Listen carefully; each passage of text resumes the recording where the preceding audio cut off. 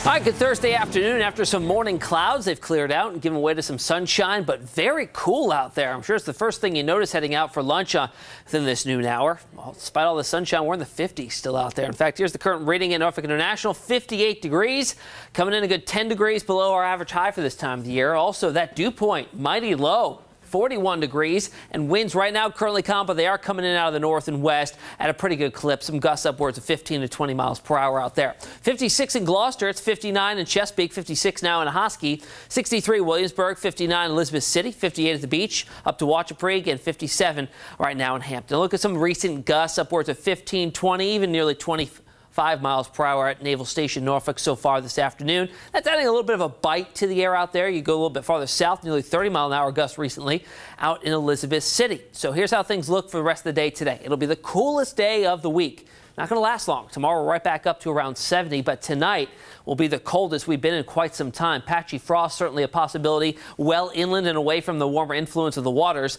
And then the weekend is split kind of right down the middle. Your better half is going to be on Saturday. Temperatures in the mid-70s and lots of sunshine.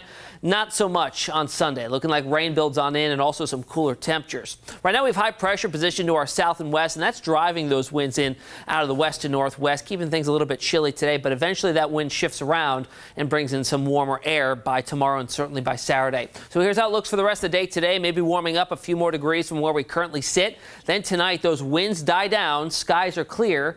Two ingredients for a very chilly night. By early tomorrow morning, we are in the mid-30s in some spots farther inland, so certainly some patchy frost is a possibility out there. We warm up rather quickly tomorrow, back up into the mid to upper 60s, and even some low 70s if we're lucky out there. And notice the winds start to turn a little more out of the south Friday night into Saturday, and that builds in those temperatures into the mid-70s by Saturday afternoon. Only going to last one day, though, because that front arrives on Sunday, and that brings in some much cooler air as well as some rain showers. So 63 degrees today. We started off partly cloudy. Now we're mostly sunny.